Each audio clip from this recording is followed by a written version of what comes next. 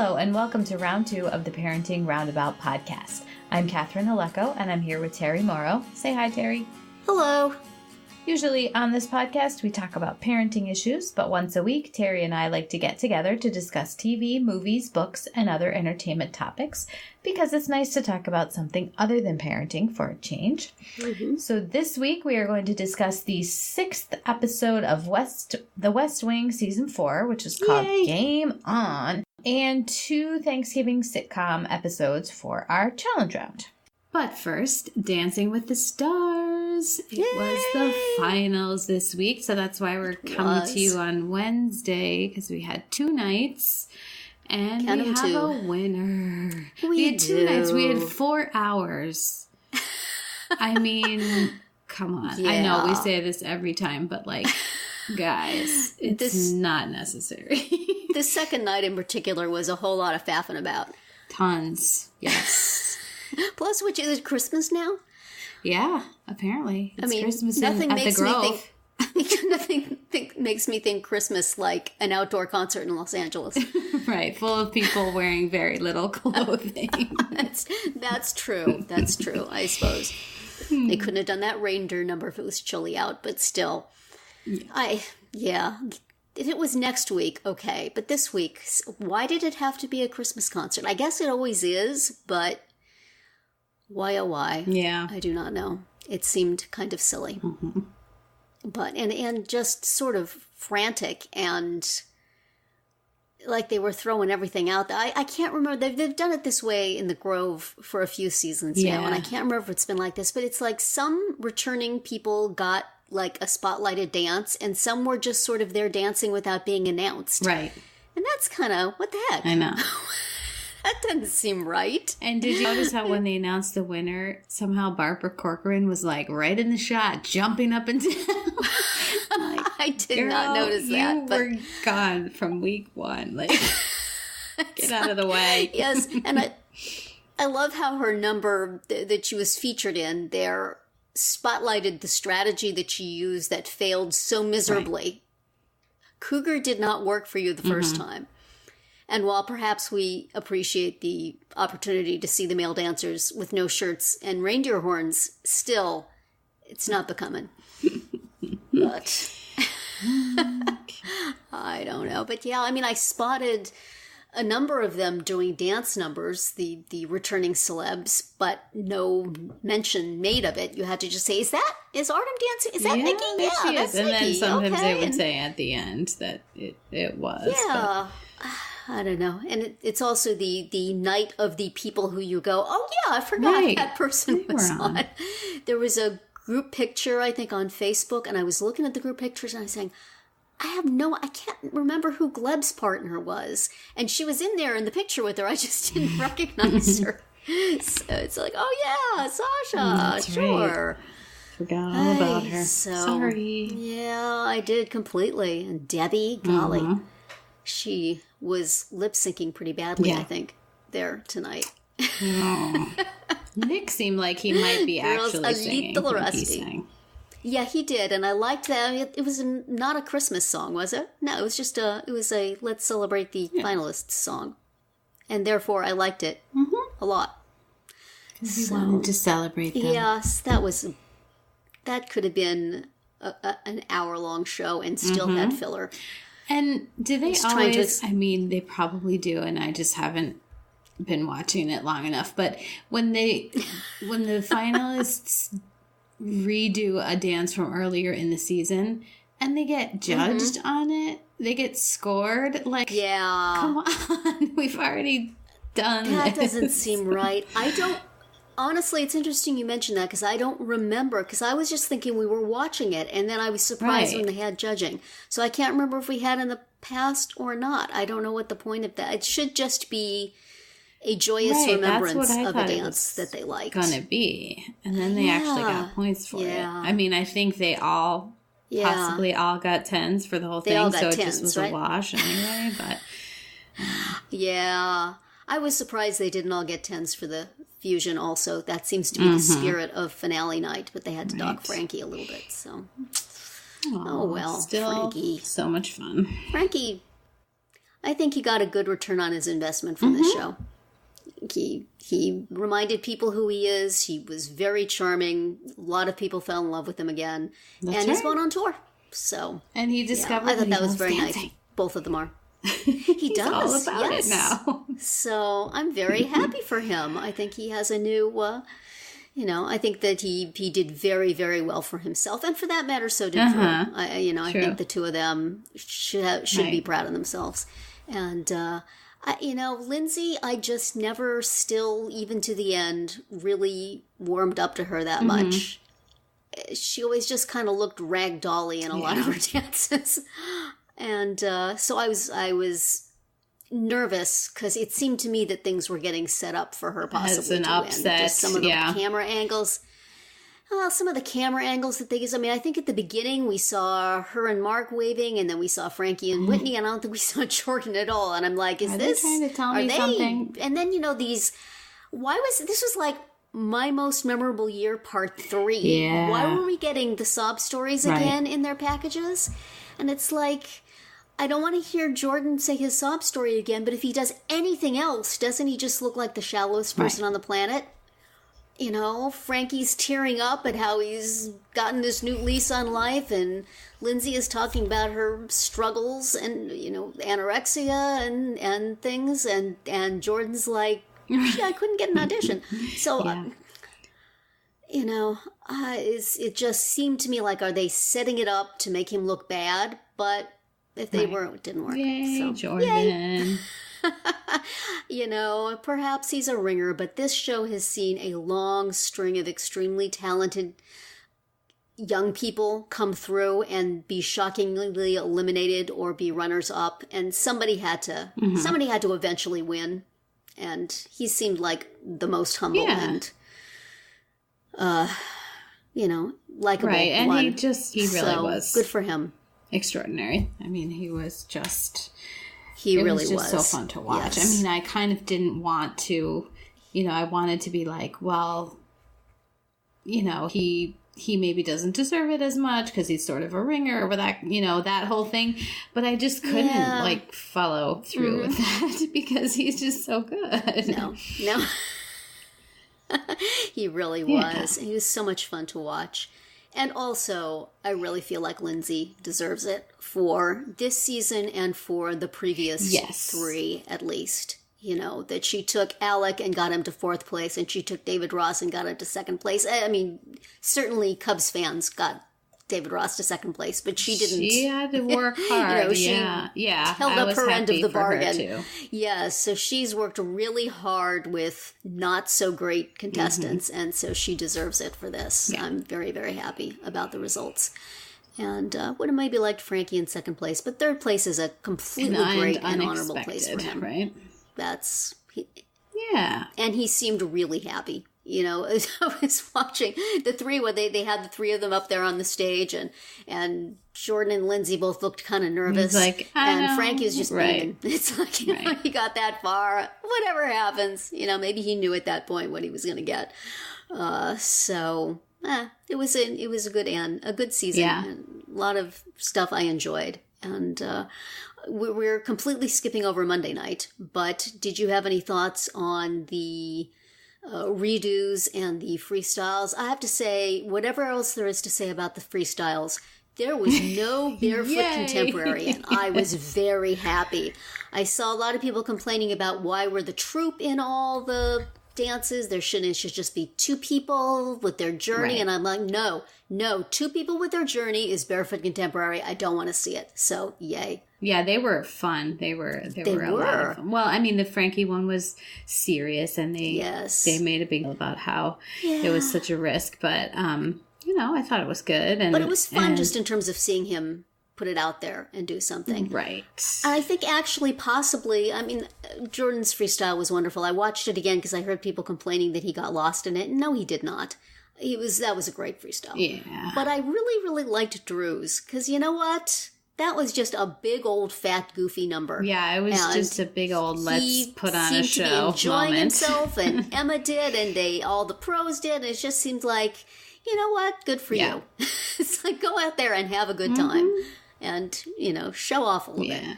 So that was, I thought they were, they were all good. Lindsay seemed to be doing sort of the thing that she does that makes her famous, right? The dancing with the violin. Mm-hmm. So, nothing against her, and I don't know if it's just that I like Jordan so much and she was the biggest competition, or that she just something about her didn't connect, but she did well. Yeah, and as they said a few times on the show, it was, it's not going to be a dull moment when you have Mark doing his thing. That's right? So. Yeah. Other than the mad scientist one, though, I didn't feel any of his stuff was quite as goofy as he's done in the past. You didn't see the season that Sadie, what's her last name, from the Duck Dynasty family? Oh, Robinson? Yeah. No, I didn't see that. Okay, and she was his partner, and there was a duck-related number. I remember. And also a video game number. So he's a little bit less out there than he was then. And also, I think when he was with Willow, I think he had some kind of out there ones. But, I enjoyed their dances. Yeah. But Jordan was, for me, over the top. And hey, we got a little tiny itsy bitsy Lin-Manuel Miranda sighting there. He was saying the exact line from the West Wing that we will be discussing later. It's a recurring theme. But that was nice. And what did you think of their of Jordan and Lindsay's Charleston redo? It's like, we'll do the steps, but we're still going to do them to completely inappropriate music. Right, and we're still going to put in like as much hip-hop as we can get away with. So that's right. But it was enjoyable to watch. They are really very fun to watch. And I felt like there was a little drop in their energy from time to time, probably because her knee hurts and his eye hurts, but they pulled it off when it needed to be. They absolutely did. So... very fun to all in watch. All, a good season. And now apparently enjoyable season in the winter.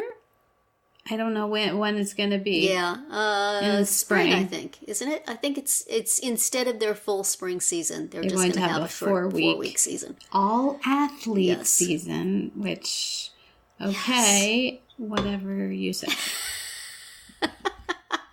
What will that be like? I don't think there's ever been any athletes in the show. In 4 weeks, I don't get how that works. But okay, we'll find out. Yeah. Well, good luck for that. It's nice to have something. We can just be thankful that it's not Dancing with the Stars Juniors, because that just seemed like such a bad idea. And all kinds of uncomfortable. So whoever decided not to do that. I hope they don't resurrect it later. Yeah, if they're just pushing it down the road a little bit, but not a good idea. Maybe, you know what? You could do one episode of that. Get a few kids who are good dancers and teach them a little, work with them for 8 weeks to teach them stuff, and then have them come on for one night and perform. A special. I would watch that. I do not need, how many weeks have we had? 12 10 weeks? to 12, something like that, 10 weeks? 10 to 12. It seems to vary, they'll just decide, oh wait, let's eliminate 2 people. Oh, by the way, we're going to double up. See ya. This was a weird season in a lot of ways. It was weird, but it did have a lot of really good people. And I feel like the order in which people departed was like exactly how we would have picked it if we were in charge. So. It was. Yes, it was good. And I liked the people they had on generally. And some more than others, but certainly the last batch was good. Yeah. So anyway, well done. Absolutely. Even though we could have done a half an hour for tonight's show. Right. Easily. And had time left over.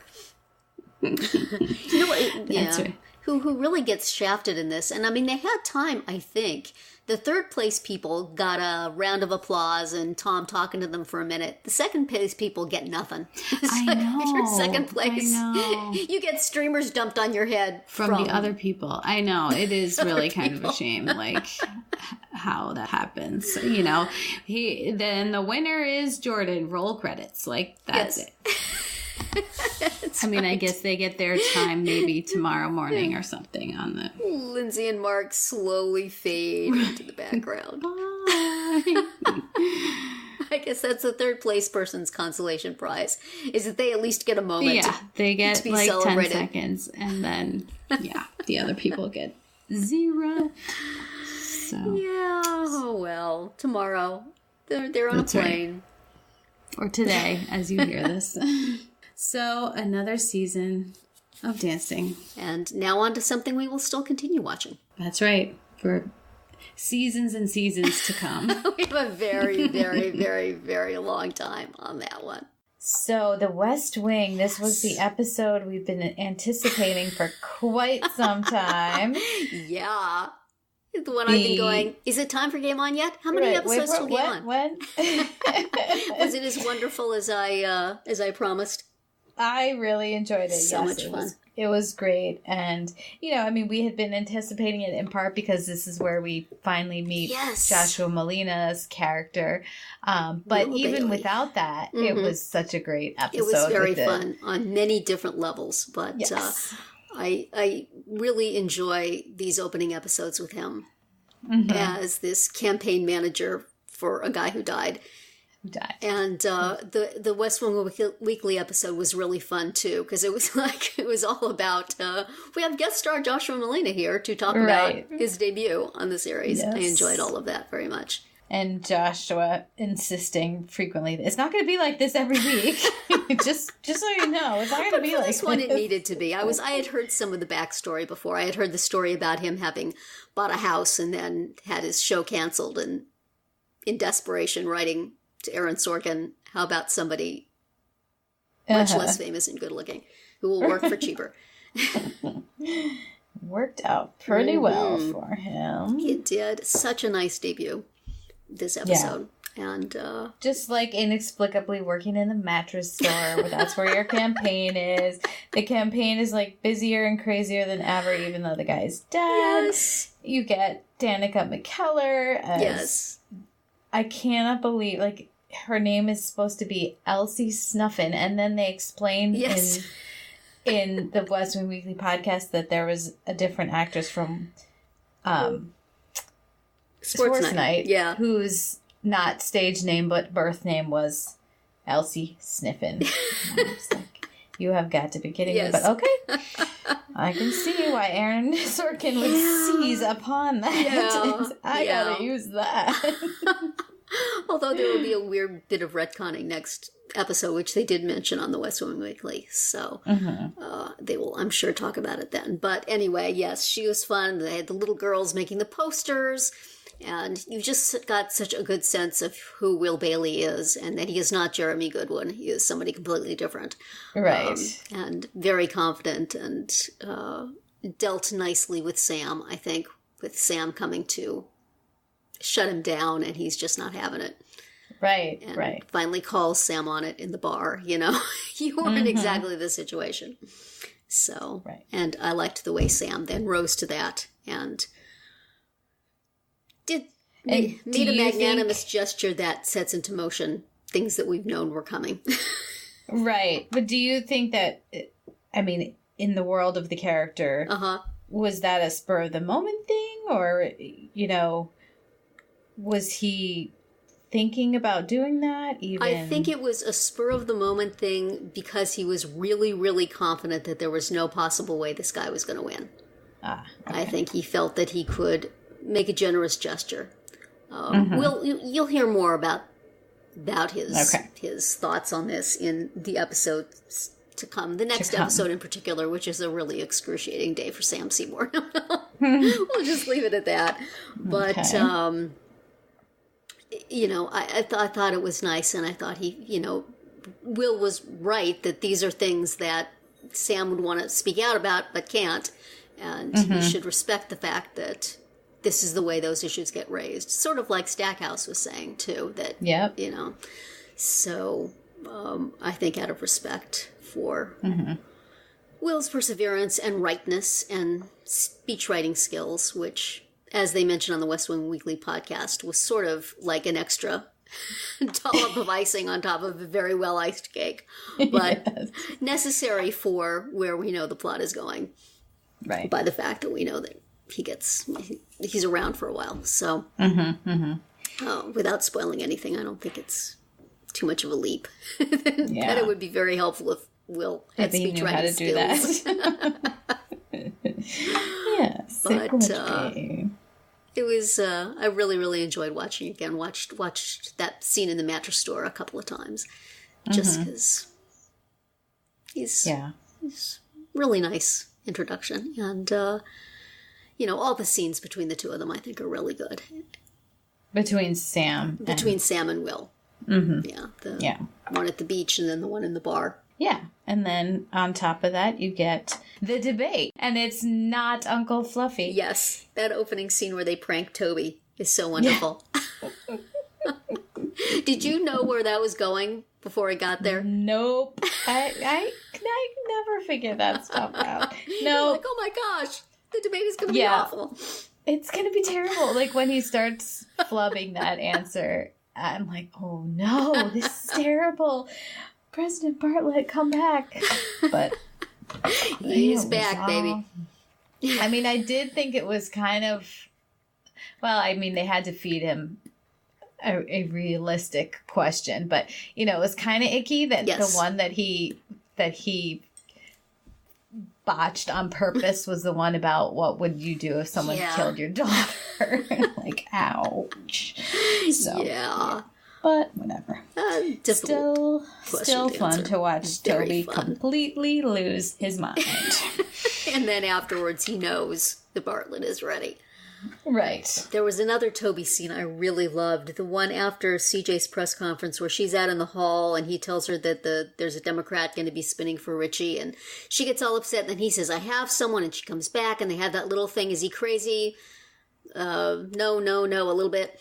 And Andy is there, and just the relationship between Toby and CJ, the way they're feeding off each other and calling each other names, and she's crazy about the roundness of his head and all that stuff, just was so adorable, and it speaks so much of like the long relationship they have.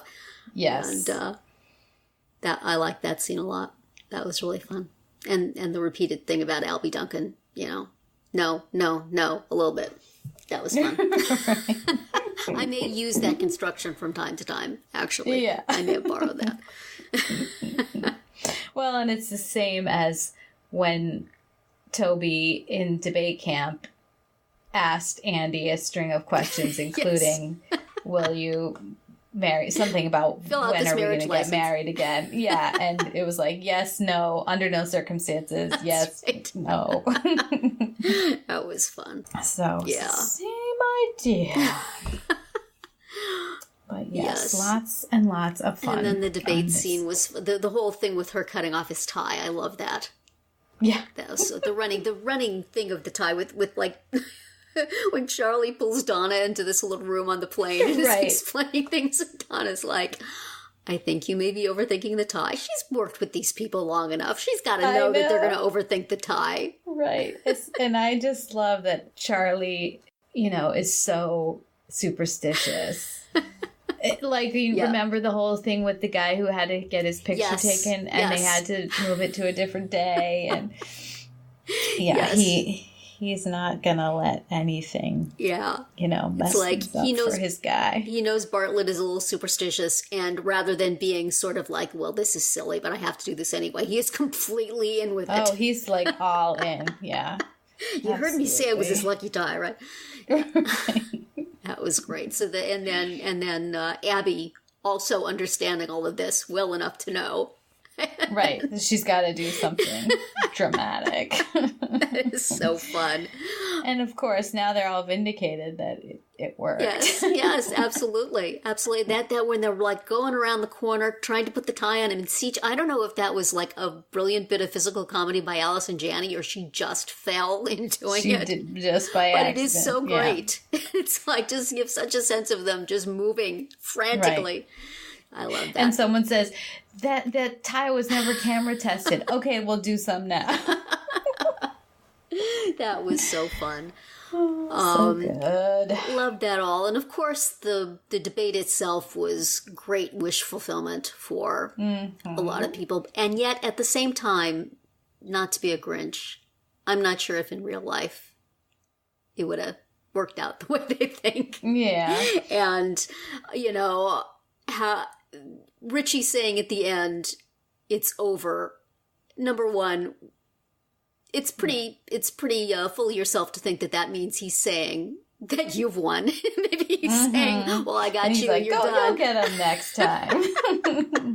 So magnanimous. Well, yeah, I don't quite see a candidate ever doing that. And, the thing that they mentioned on the West Wing Weekly podcast of CJ then taking the leash off Albie Duncan in that way seems unlikely. Yes, definitely. So, that part on rewatch, I'm thinking. I was not bothered by CJ telling him she was going to get an attractive aide to bring him a Schweppes Bitter Lemon, because that seemed like the way you handled that guy. Mm-hmm. But there were other things that I thought, And I didn't quite get the whole thing with Leo and the Kumari guy. That didn't seem to really work, I don't think. Mm-hmm. But I do like seeing him and Jordan. So yeah, exactly. I love and this. You get the whole, there's nothing you could do that was wonderful. Make me not proud of you. But they didn't mention on the podcast the connection to Sports Night. Yes. Oh, that's true. Yeah. Which I knew. Because you told me. Yeah. I don't know. I like this episode so much that I'm willing to just ignore the parts of it that don't work. Because the parts that work so fantastically well. Yeah. That absolutely. And I'm so happy to see Will Bailey come. I mean, I will miss Sam Seaborn, but this is such a nice send-off for him, this episode. I think Sam really does well for himself. And then he, after he talks to Will, he goes to the people in the bar and tells them how proud everybody is of them. And that's very, very sweet. And, he's a stand-up guy. So, very nice as the wheels start to turn. Look forward to next The next episode is pretty fun, too. I don't think of it in the same terms of as Game On, because I guess it's not the first, but there are some good Will Bailey scenes in it, and some other fun stuff going on. Also, introduces Christian Slater, who will be around for a little while. Oh, interesting. Which is probably a spoiler I shouldn't have said. Forget you heard that. He's just a random guy on the street. You don't know that he's just some dude. Just the fact that, Christian Slater is just there. It's a cameo, right? Possibly tip me off that something was happening. I don't think that you would think he was just passing by. He was in the studio, and he thought, hey. Yeah. I like these guys. I'm going to stop. Yeah, but... So we'll watch that for next time. But now we're going to move on to our challenge round. Our special Thanksgiving week challenge round. Yes. Thanksgiving sitcoms. I mean, really, in terms of Thanksgiving episodes, it's very, very hard to beat the ones we've seen on the West Wing. But we've talked about those already. So I picked out 2 Thanksgiving-themed sitcoms for us to talk about. And really, after having watched them, it's sort of an interesting pairing in that one is very old school sitcom and one is very contemporary sitcom. And the styles are very different. It was interesting to me to notice. I mean, oh my gosh, WKRP, the episodes that we've watched are WKRP in Cincinnati, Turkeys Away, and How I Met Your Mother, Slapsgiving. And the first thing you notice about the WKRP episode is, wow, did sitcoms have long credit sequences in the past? And just the pace in general, whoa. Yes. Slow. Super old school. So, I mean, the credit sequence has, even before the song starts, a little bit of business of tuning the radio that went on forever. Mm-hmm. And then the full theme song. And then, right? So I remember that used to be the way it was. And it's not anymore. Whereas How I Met Your Mother has just really a quick little riff between segments with the names thrown up real fast. But Yeah, and certainly in pace and rhythm, WKRP is very slow. Whenever I watch old slow shows now, I notice how slow they are. I'm just so used to our accelerated age. I wonder when that break came. Alan Sepinwall has probably written something about that somewhere. But I mean, I listened to the Little House on the podcast episodes, which is an Extra Hot Great podcast, and it's just 15 or so minutes a week, but recapping Little House on the Prairie episodes. And there's often commentary about like, and then we get 5 minutes of them walking to town or like sitting by the river fishing or whatever it is. And, you know, you just notice it so much. Yeah. Yeah, I was noticing it when I'm trying to find episodes of Hill Street Blues and St. Elsewhere for us to watch. And Hill Street Blues was one of the first to kind of pick up the pace, I think. But St. Elsewhere, boy, maybe it's like after post-ER, it's impossible to watch a hospital drama and not think, move along. Right. Move along. Isn't there an emergency somewhere? Move along. Let's go. Yeah. But even though it was slow-paced, I did enjoy watching the WKRP again. I think they did the early scenes. I mean, really, it's all about that turkey drop. Infamous turkey drop. But the scenes of Mr. Carlson just being completely shut out of stuff were fun. Just wandering around. Despite his acting. Just such a great job of like, you know, being just so antsy and not having anything to do and wanting to be involved, and everybody knowing that that's a bad idea. This is really not going to work out. And in truth, it is not a good idea. So now that you saw it, do you remember ever hearing about this? Because I really don't. That's really funny because I mean, I know I posted like that oral history of it that got published. I posted that on Facebook, and I'm sure I've posted the videos of it. Every Thanksgiving people talk about it, I think, but you missed it. So I apparently have just been as God is my witness, I thought turkeys could fly. Yes. So did you enjoy it? The payoff of that? Did you see it coming? Did you know what he was going to do with those 50 turkeys in a helicopter? No, and were you horrified? I didn't. So yeah, I mean, it's pretty funny, and just the way they made poor Les, the news reporter, be on the scene as a, you know, and ending up recording the trauma of it all. Right. They're hitting the ground like wet bags of wet cement. Bags of cement. Yeah. The humanity. Was quite entertaining.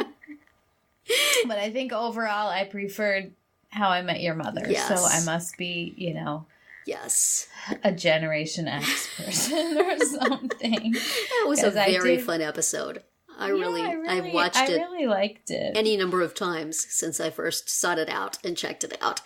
And I like how you can really just drop in on it without having watched the show before and very quickly know who these people are. And right, because I had never seen any of that show, and I mean, you know, it was on for like 10 years, so I've certainly heard about it.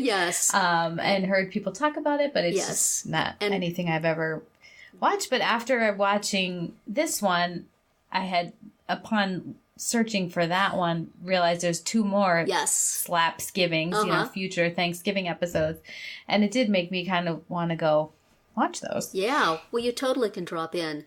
It's a show that, you know, I dropped in and out. I think there might be seasons where I watched the whole seasons, but I remember certain episodes. But it is also a show that, rather like the crowd in the parking lot in WKRP, people turned on at some point.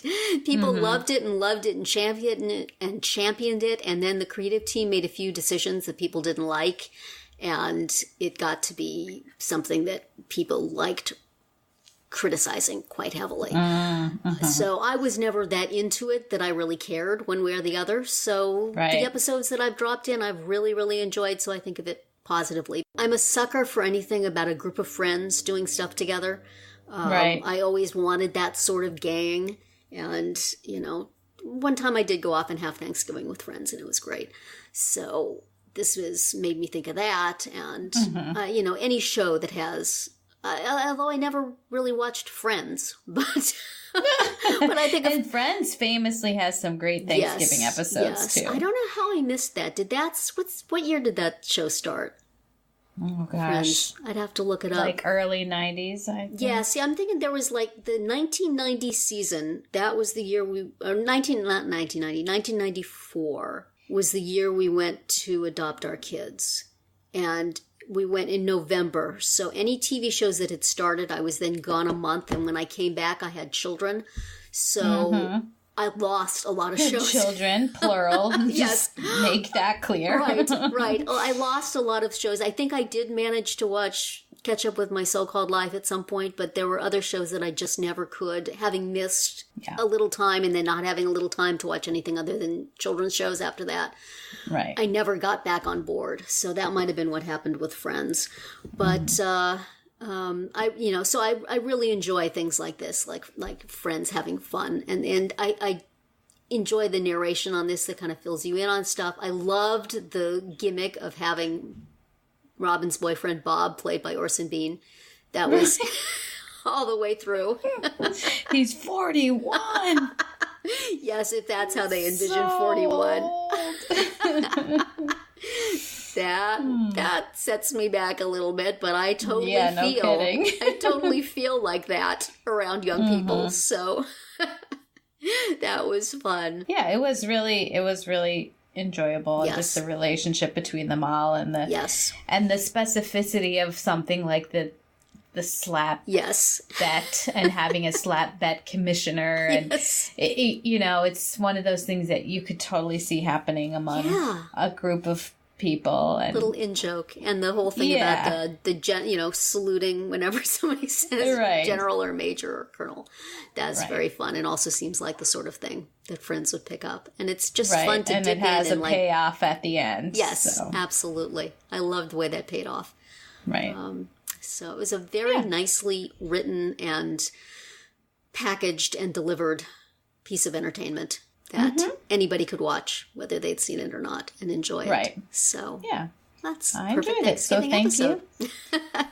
Thank you for suggesting that. You're welcome. And thank you for all the Google lists I went through on Thanksgiving sitcom.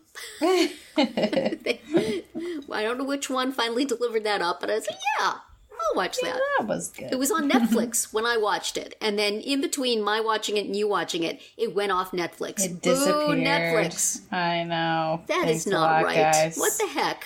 I had to pay 99 whole pennies to watch it on iTunes. But still, we pay for Netflix. We should be able to get it on Netflix. I know. And I swear I watched it in November. So, and yet it's supposedly left in November. It just like one day to the next in November, it just suddenly disappeared. This is not good. It must be that it's not like November 1st. It's I guess throughout the month. Because I definitely watched it multiple times in November. So, boo. So now we're going to have a new challenge for next week, and it's because a movie is promised to us on Amazon Prime. So let's hope it really happens. Always happy to be able to use my daughter's accidentally subscribing for a year of Amazon Prime to watch things. So if they keep their promise that it's streaming on November 24th. Right, that's the plan. So it's The Big Sick, which, much like The Good Place, which we talked about a few weeks ago and we're about to talk about again in a moment, one of those things where so many of the other podcasts we listened to were raving about this movie, and I actually went to see it in the theater, and I really enjoyed it, and I think it's right up Terry's alley. Yes. I watched the trailer, and I forgot that you told... you must have mentioned when you talked about it before that Ray Romano and Holly Hunter play her parents, but I had forgotten that. I was like, my desire to see this just increased by like 50%. Yeah. So it's those two are in it, and it stars Kumail Nanjiani as basically himself, and Zoe Kazan is playing the version of his now wife at the time of the movie girlfriend, and she gets sick, hence the title, and complications ensue. Right. So I recommend it, and we are going to watch it for next week. And if Amazon doesn't keep their promise, I will spring for the $5.99 on iTunes to watch it. I hope not. But I won't watch it on Amazon for $5.99 because they don't deserve the money. That's right. We're going to spread it around. Give me my Prime streaming. Give it to me now. That's right. So we're going to watch that and The West Wing's election night. And as I mentioned before, we are going to return to our challenge from a few weeks ago, The Good Place, which was my challenge to Terri because everybody was talking about it. So we decided now that dancing is over for the moment. Yes. We are going to catch up on all of season 1 and the first half of season 2 of The Good Place. Yes. With the intent of watching it sort of in real time when it comes back in January. If we watch it and talk about it in real time, I will watch it in real time. Otherwise, it will back up on my DVR. So this is an excellent plan. Yeah. So we're going to try to do 3 per week from now through the end of 2017, or the first week of January to get us back on track. Yes. So where we are is next week, episodes 3, 4, and 5 of season 1. Alrighty. Will do. Which are on Netflix, right? They are. The last we looked, they were on Netflix. Although, I suppose I haven't fully checked if season 2 is on Netflix, but oh boy, we'll just cross that bridge when we come to it. Yes, I'm sure it's somewhere. Yeah, so, it may be on our cable on demand on season 2 if it's not on Netflix. So anyway, we will find a way. Yes. So to sum up one more. Yes. The West Wing, election night, Yay. The Good Place, episodes 3, 4, and 5 of season 1. Yep. And the movie The Big Sick. That is quite a lot of homework. Yep. Good thing we have Thanksgiving week to do it. Good thing we have a long weekend to do it in. So we'll do that. Looking forward to it. Yeah, that'll be it for our round 2 today. Please subscribe to our Parenting Roundabout podcast so you won't miss any of our episodes, including our daily speed rounds and weekly group chats, which are moving to Mondays. Yes. Starting with this week. Right. This coming Monday. And as always, you can find recaps, links, and an opportunity to comment on our website at parentingroundabout.com.